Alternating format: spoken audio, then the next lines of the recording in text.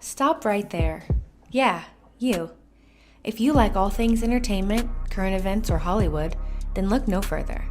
Creator to Creators, hosted by director Meosha Bean of Horror Noir, interviews filmmakers and creatives from around the world. Join in on the fun, guest celebrities, and informative information to have as a creator. Hit subscribe and stay connected to Creator to Creators. Hi, guys. Welcome to another episode of Creators to Creators today. Today, we have a special guest. Jaxson McLennan. Welcome. Thanks for having me. Thanks for being here. I'm really super excited to chat with you. I read your bio and you're just super talented. And I just love talking to guests and just hearing people's stories. And I love going back to the beginning. So talk to me a little bit about your childhood and where'd you grow up and how did you kind of find your way into this entertainment business? Yeah, sure. So I grew up in Melbourne, Australia. Pretty, I don't know, fairly standard, I think, Australian childhood. My dad was in, or still works in radio. My uncle worked in TV, still does work in TV. Nice. And there's pictures of me as like a 3-year-old with a giant camera on my shoulder, and things like that. So I think probably there was some kind of love for the entertainment industry from a young age. My brother was into music; he was in a band, and so I was into music. I think it's just a family of creativeness. Yeah. And yeah, so then I was, for a while I was really into music, and then I joined a little boy band. I love it. Were you the lead? I mean, there was three of us, and we were sort of equal leads, I guess. And so I was in. I mean, I started. That was when I was 8 years old, and I was in Aw. that for like 10 years, I think. Wow. Until I graduated high school, and then I think we all sort of went our separate ways and went, "Oh, hang on, we have a life to live." To begin.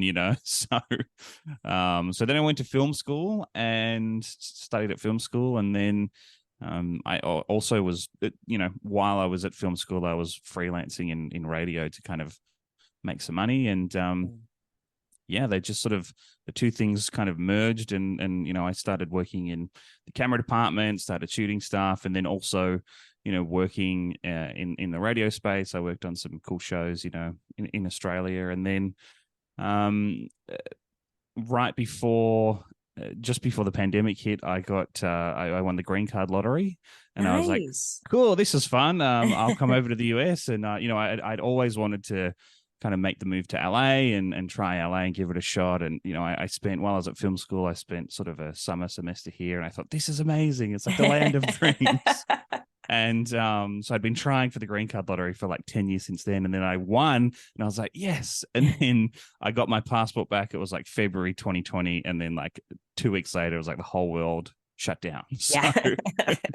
So then I basically did a couple of very quick flights over here when there was basically almost no flights running to get all the visa stuff sorted. And then officially moved over in I think 2021, right as everything was just sort of starting to reopen. So Wow. Wow, amazing. That's like I always wonder like what made you say, was it a movie that you watched that when you were like, you know what? I want to be a cinematographer. Like I want to do this. it's a good question. I think I used to love the movie Toy Story. I mean, Oh, still do. What a great movie. it's a great one.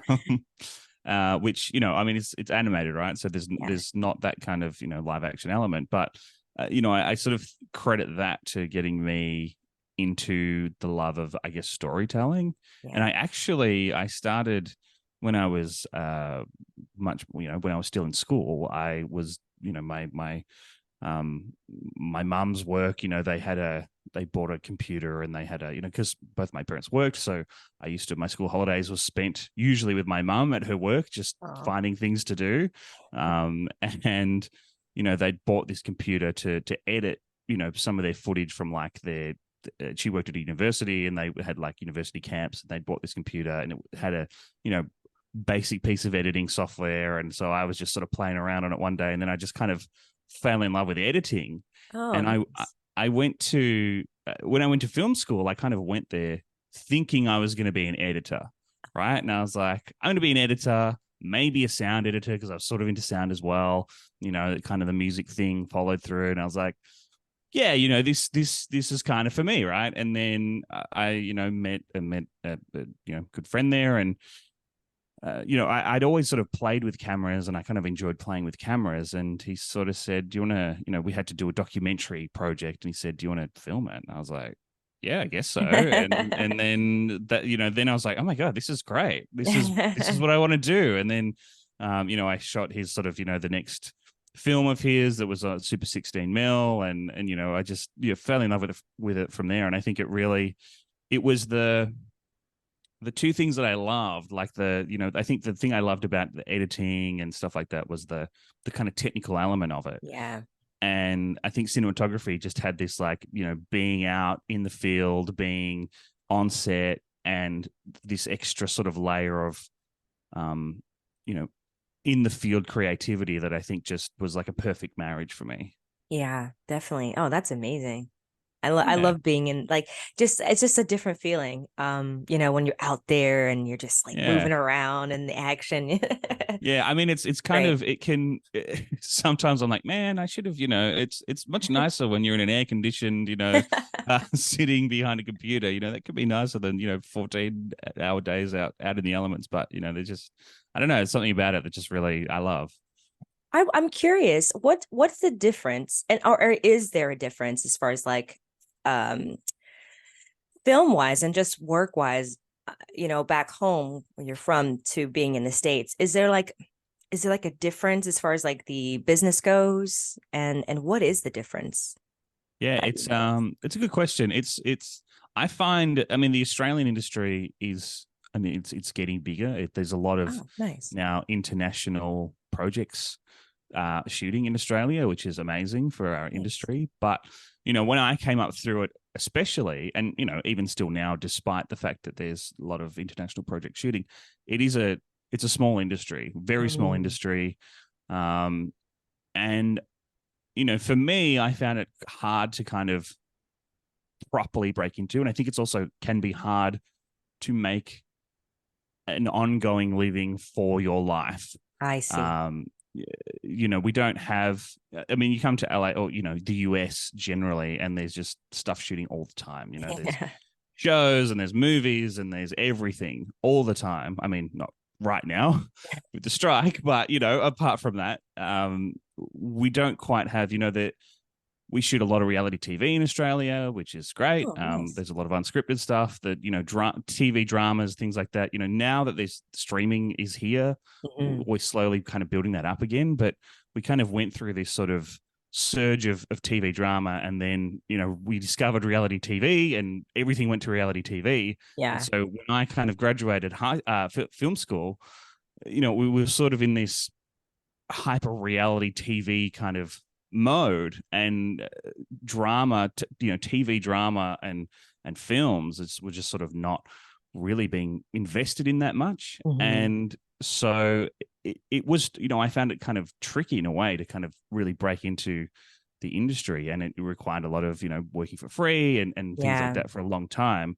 And I mean, I love the Australian industry, and I love there's such good, but we have such talented people there. But I think that a lot of Australians do come over here to kind of try and make it in this bigger kind of industry here. And I think the other thing is Australia, I love it, but there's this thing called tall poppy, which is sort of like, how do I explain tall poppy? It's kind of like you should be happy with what you have, if that makes sense.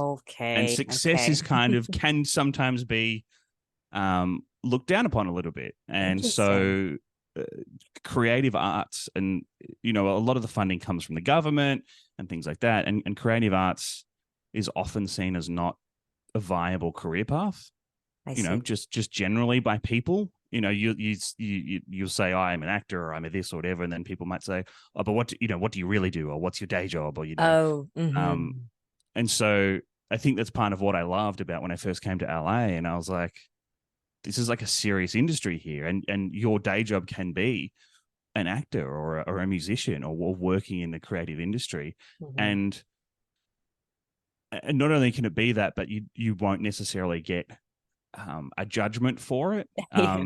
Hmm. And obviously, this is not to disparage Australians or Australia by any means. But Yeah. there is that kind of cultural element that can be hard, I think, to overcome sometimes. And I think, I think there's people who also give up on their dreams earlier than they should because there's sort of pressure to have this, have your life together and have a day job and have a full-time job and make a certain amount of money and Yeah. buy a house and blah, blah, blah, blah, blah. Um, there's kind of can be this societal pressure about it that I think, in a place like LA, it's everyone's a creative, right? Like everyone's got a script, every waiter you meet is an actor, it's, that it's just, it's just seen differently. Oh yeah, it's very interesting to know because yeah, I have a friend who's a writer that's there Yeah. in Australia, and he was saying to me, he was like, it's really difficult, and I was like, well, Yeah. come to the States, Yeah. come on out, and so he's like, it's kind of hard to, but I think he's gonna try to make the transition to check it out, and because I think he's super talented. But I want to definitely get into your project, the Amanda Riley hot story that I Yes. heard that story.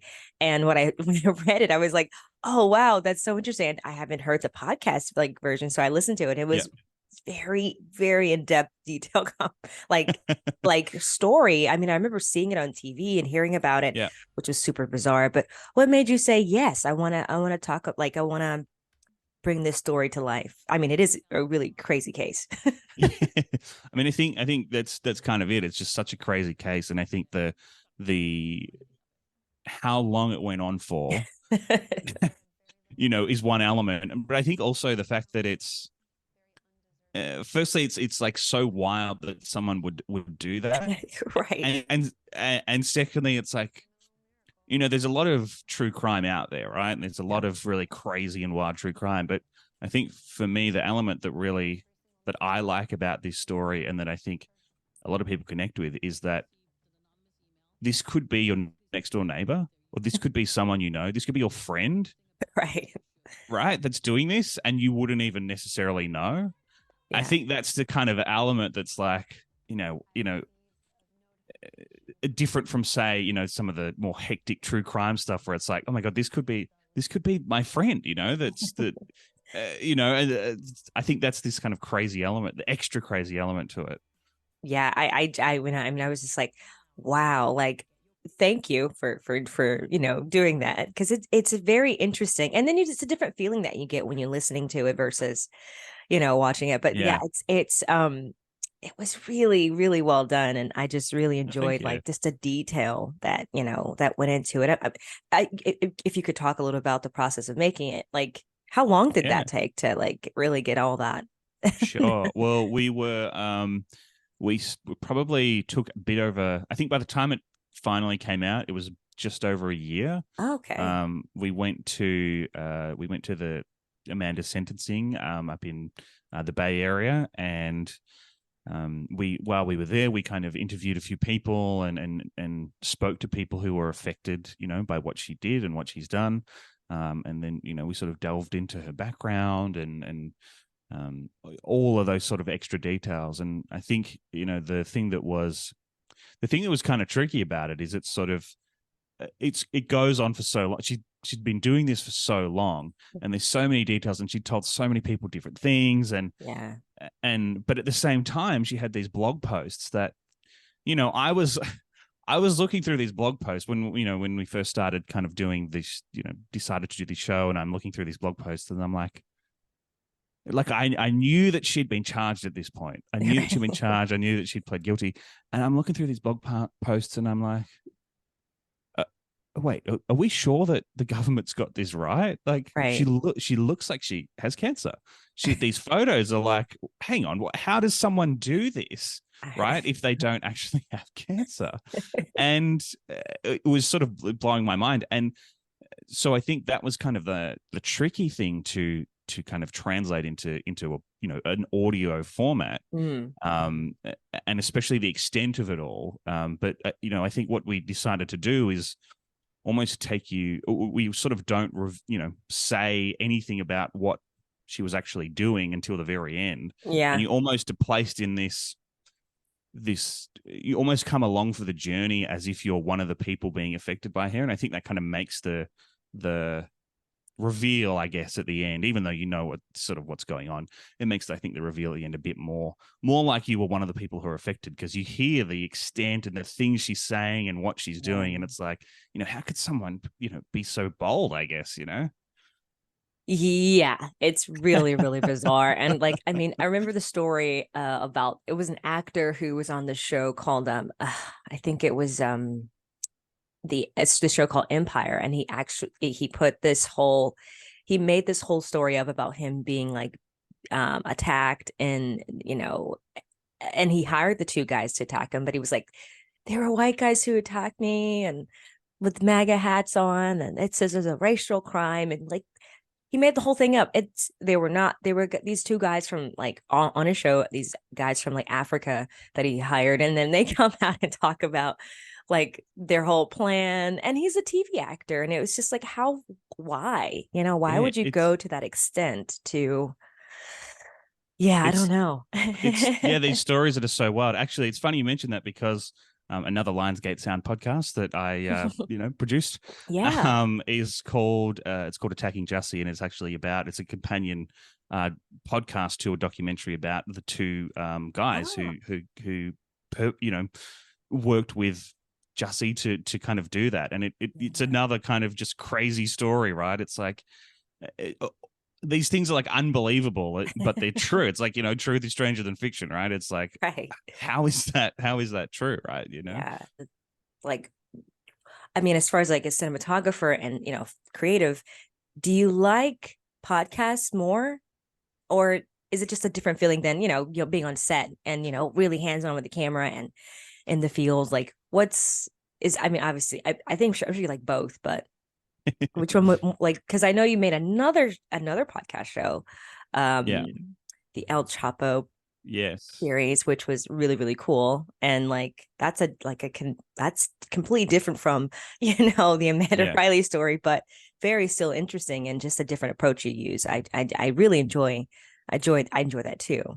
Oh, that's great to hear. Thanks. Yeah. It's, you know, I think they are very different things, but I think you know, I mean, I think, as I sort of alluded to, you know, with the, you know, Toy Story kind of sparking this storyteller in me. I think Yeah.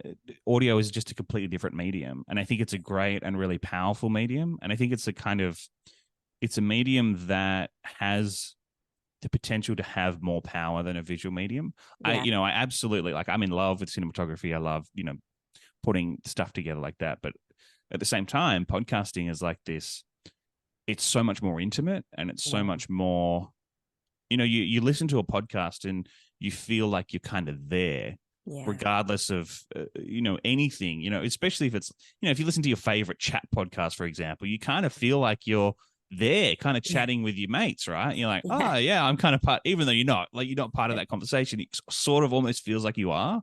Yeah. And I think that level of intimacy and connection is really kind of special Mhm. and unique about audio, and I think really powerful about audio. I think it's also a, you know, I say this a lot, but it's a responsibility Yeah. for the people who make audio. We have this responsibility, I think, because it's so intimate and it has that connection. We have a responsibility, I think, to not kind of abuse it.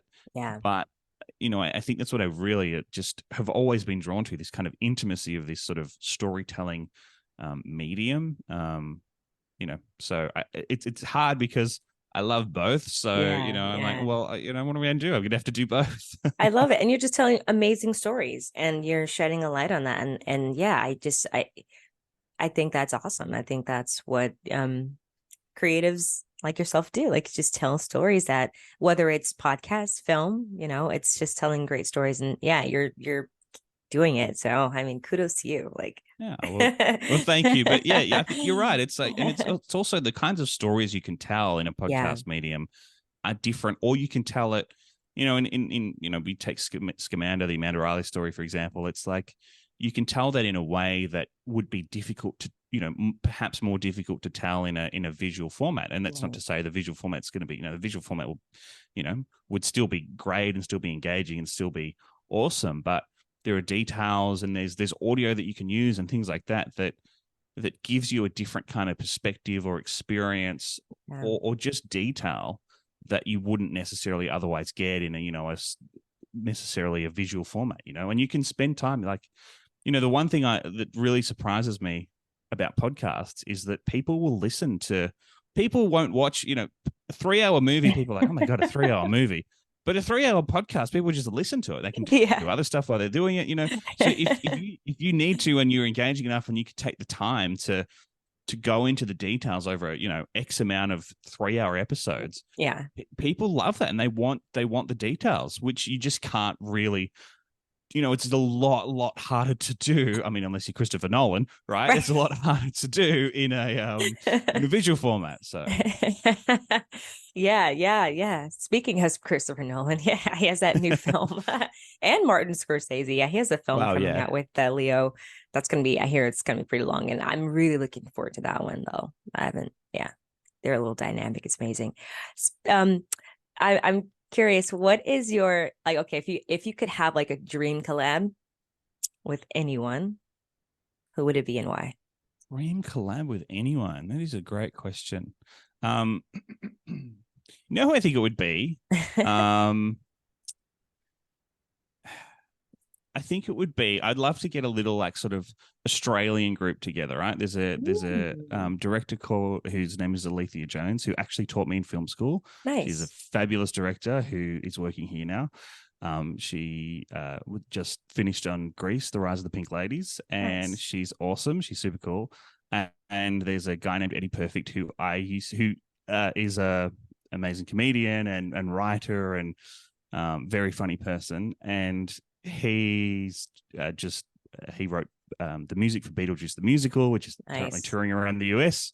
And I also, both of these people have been such inspirations to me. Yes. Eddie, I was in when I was 7 years old, I was in a musical with him when he was like 21 or something, just out of acting school. And so I think for me, like that kind of like this little Australian dream team, I think would be a lot of fun to just kind of get together and make stuff with. That would be my dream. Oh, that's so nice. I love that. That's very nice. I have a fun question. Well, I like to ask this question to every guest, and there's no wrong answer. The 3 levels of influence: power, money, or respect. And if you could choose one of those, which one would you choose and why? Oh, that is a fun question. Do I have to choose just one? I know, right? I know. It's so hard. I know. It's a tricky one. Maybe if I choose one, does that mean I can't have the others? Like if I get respected, there's like, well, you're respected, but you're never going to make any money. No. Or if I have money, it's like you have lots of money, but no one's ever going to respect you. They're going to think you're stupid and you're never going to have any power. Oh my gosh. I think it's whatever you feel is the best answer.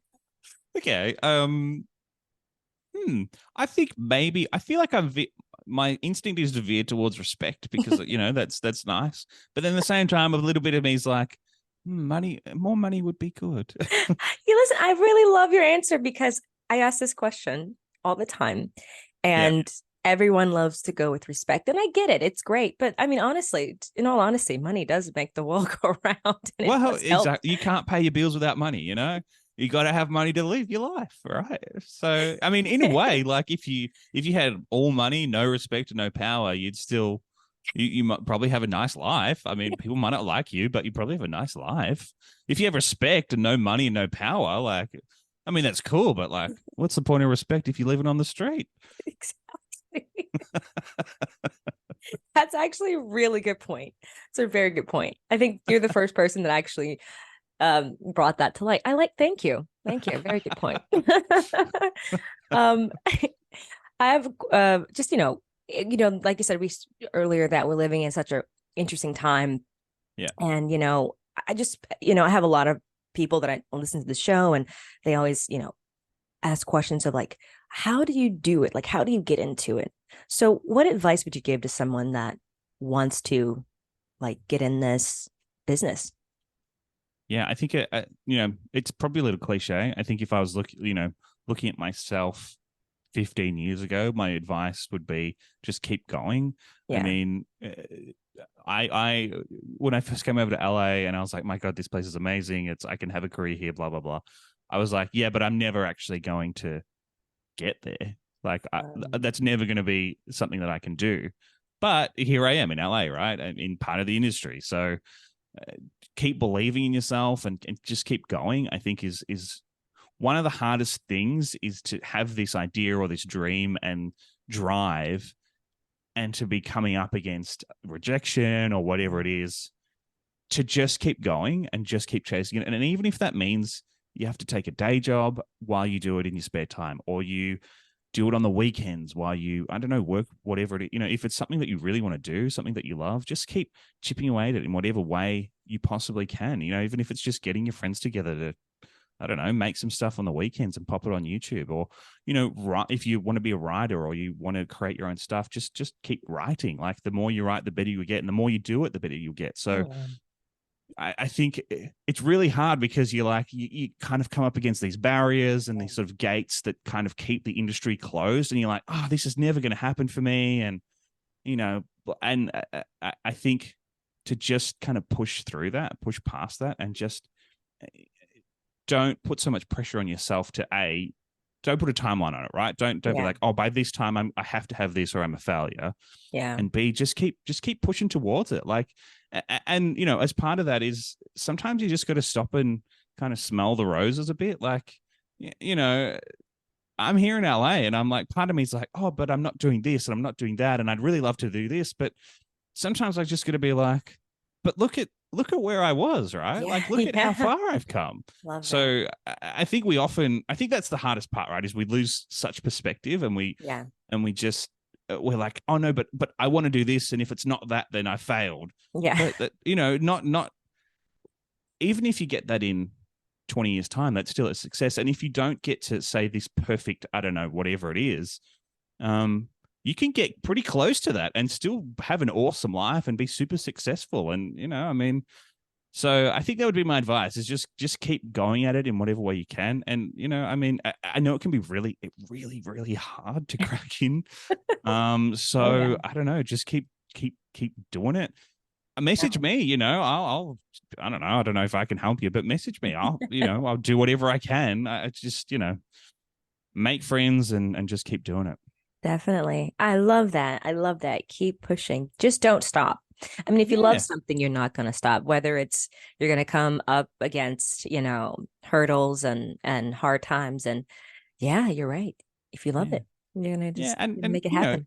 At the end of the day, like if you do it and I don't know, I always think like, if I try and I fail, I'd rather try and fail than not try at all, right? Like if I try and I'm like, well, I gave it a real red hot shot, but it didn't work out for me. So, whatever, I'll go back to living a normal life. I'll take, I don't know, a job doing, I don't know, maybe I'll study to become an accountant, right? They make money, don't they? Yeah, they do. Or whatever it is, at least I've given it a shot. So I think, sometimes just taking that first step, that's really scary first step, whatever it is, that first step that you're looking at, whether it's, finding your first job out of college or film school, or deciding to quit your day job because you want to give whatever it is a go, or even just writing that first page, right? Sometimes it's just so scary because you're like, what if this sucks, or what if I fail, or what if, but just do it. Just do it. Yeah, just do it. Nike, just do it. Yeah, take a page out of Nike's book. I love it. Thank you so much for just coming on and sharing your amazing story with us. It's like it's over already. It's crazy. Like time I know, I just can't flies. believe it. I was like, what happened? Where can people find you on social media so they can follow your amazing journey? I'm on Instagram at Jaxson McLennan, JaxMcLennan. I haven't posted there for a while, but I'm gonna get back into it. I've just been it's been slow on the socials for a while. And yeah, I mean, I'm on LinkedIn if you want to find me there. I'm, just Jaxson McLennan, search me there and you can add me, and I don't know, chat to me. I'll do whatever I can to help you out if I can help you out. So, and yeah, I mean, stay tuned to Lionsgate Sound too. We've got, some cool projects in the pipeline. I mean, you can find our little Apple channel on Apple Podcasts or wherever you get your podcasts, you can find us. So, Right. yeah. That's exciting. Awesome. Well, thank you so much. Thanks for having me. It's Of great to course. chat. Same. It was great. Definitely have to come back on in the future Yeah, I'd for love to. sure. And thank you all for listening. And always remember to live, love, laugh. We'll see you guys next time.